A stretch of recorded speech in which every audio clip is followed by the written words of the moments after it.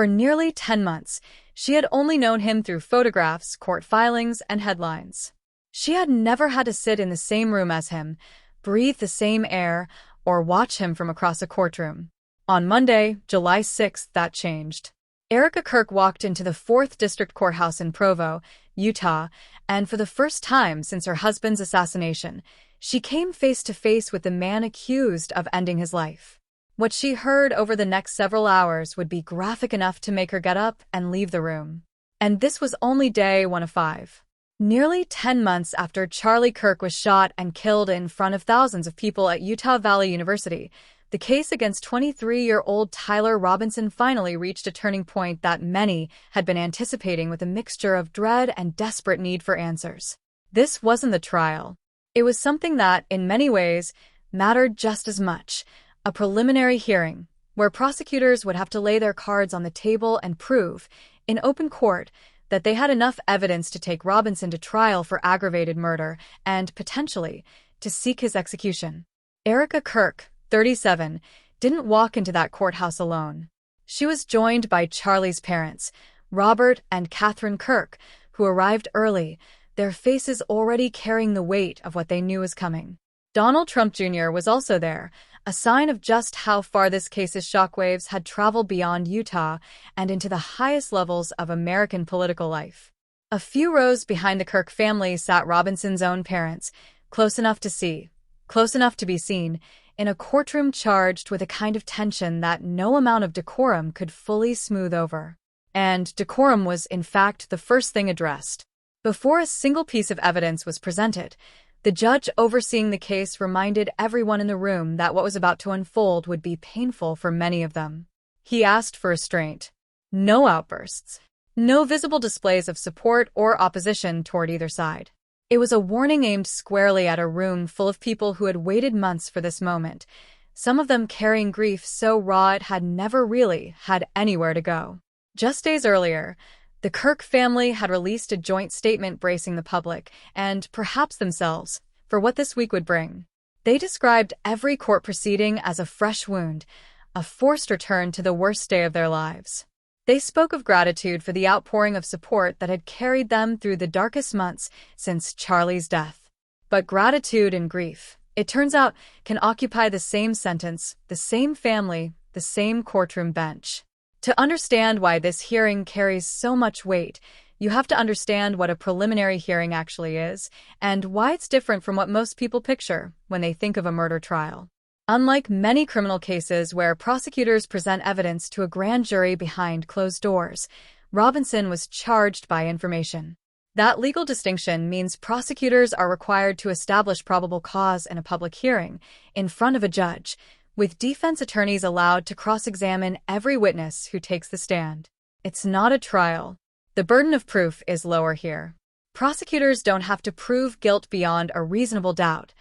That standard is reserved for an eventual trial in front of a jury. What they do have to show is enough evidence to convince a single judge, 4th District Judge Tony Graff, that the case should move forward. But make no mistake, this hearing was designed to function almost like a miniature trial. Over 5 days, prosecutors from the Utah County Attorney's Office planned to call for law enforcement witnesses and present as many as 50 pieces of evidence, some of it, by their own admission, graphic in nature. The stakes could not be higher. Robinson faces aggravated murder along with 6 additional charges, and prosecutors have already made clear they intend to seek the death penalty if he's convicted. He has not entered a plea. His attorneys have not commented publicly on his guilt or innocence. But the presence of a possible death sentence hanging over the proceedings gave every hour of testimony an added, almost unbearable weight. The most chilling testimony of the day came from a former Utah Valley University police officer named Chris Bagley, who was working security the day Charlie Kirk was killed. Bagley described being stationed on a rooftop walkway above the courtyard tent where Kirk sat, speaking to a crowd of roughly 3,000 people. He recalled glancing over a railing and catching a partial glimpse of Kirk's shoulder, just before the moment that would change everything. But it was what Bagley found afterward that sent a visible chill through the courtroom. He testified that investigators located a disturbed patch of gravel on a rooftop with a clear, unobstructed line of sight to the tent where Kirk had been seated. To Bagley, the marks in the gravel were unmistakable, impressions consistent with someone lying flat in a prone position, elbows and knees pressed into the ground, exactly the posture of someone lining up a long-distance shot. Investigators would later describe this spot using a term that stuck: a sniper pad. The distance between that rooftop and Kirk's tent was later measured at roughly 140 yards. It was during this portion of testimony, as Bagley described the layout of the rooftop and the events leading up to and immediately following the shot, that Erika, Kirk, and Charlie's parents rose from their seats and quietly left the courtroom. A person walking alongside Erika was seen crying. Erika herself did not cry, at least not visibly. She kept her eyes down for much of the testimony, and when it became too much, she chose to step outside rather than sit through every detail of how her husband died.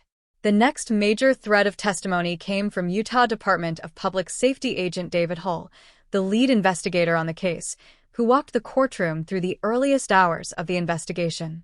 Hull described what he called organized chaos in the immediate aftermath of the shooting, hundreds of hours of surveillance footage that investigators had to comb through before they had any solid leads. Piece by piece, Hull explained how a vehicle connected to the case was identified through UVU's own campus surveillance system. According to his testimony, that vehicle had appeared on campus 4 separate times on the day of the shooting, twice before the shooting occurred, once around the time of the shooting itself, and once again later that evening. That pattern of movement became one of the threads that eventually led investigators to a name. That name, Hull testified, came through Washington County authorities after Robinson turned himself in. From there, investigators obtained his driver's license photo and vehicle registration, information that Hull said helped solidify the case against him. When prosecutors asked Hull to confirm the identity of the person sitting at the defense table, he pointed directly to Tyler Robinson. Not everything went unchallenged. Robinson's defense attorney pushed back on the surveillance footage compilation prepared by the Utah County Attorney's Office, questioning Hull's ability to vouch for the accuracy of the specific clips shown in court.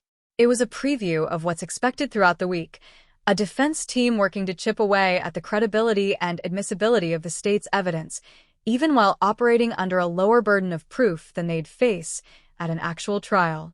Monday's testimony, as dramatic as it was, only scratched the surface of what prosecutors are expected to present this week.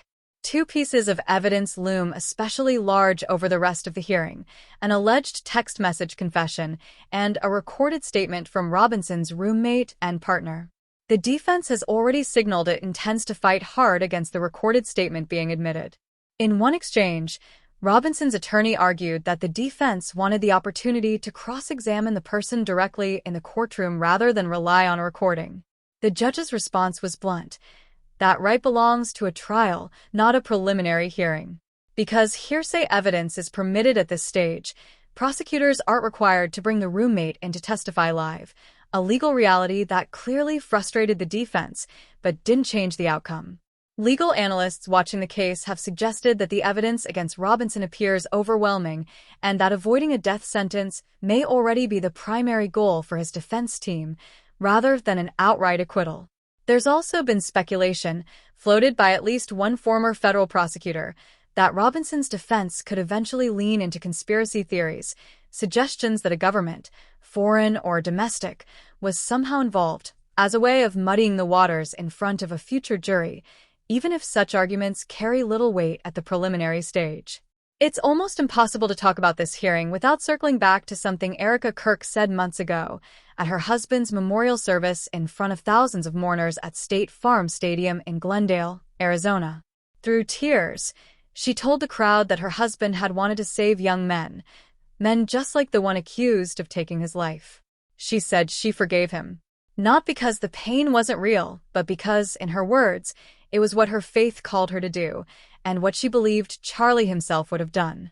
That statement traveled around the world within hours of her saying it. It became, for many, the defining image of Erika Kirk in the aftermath of tragedy, a woman choosing grace in the face of unimaginable loss. But sitting through Monday's testimony, hearing a rooftop described as a sniper's perch, hearing about gravel disturbed by a body lying in wait, that forgiveness takes on a different kind of weight. It's one thing to forgive in the abstract. It's another to forgive while listening to exactly how it happened, detail by unbearable detail. Charlie Kirk co-founded Turning Point USA at just 18 years old, building it from a small campus advocacy effort into one of the most influential conservative organizations in the country. He remained its CEO until his death at 31. Just a week after he was killed, the organization's board unanimously voted to install Erika as a successor, placing her at the head of the very movement he'd spent his adult life building. In a strange and painful way, this week's hearing isn't just about determining what happened to Charlie Kirk. It's about a widow who now carries both his legacy and his memory, forced to sit in a courtroom and relive the worst day of her life in the name of getting answers, with 4 more days of testimony still ahead of her.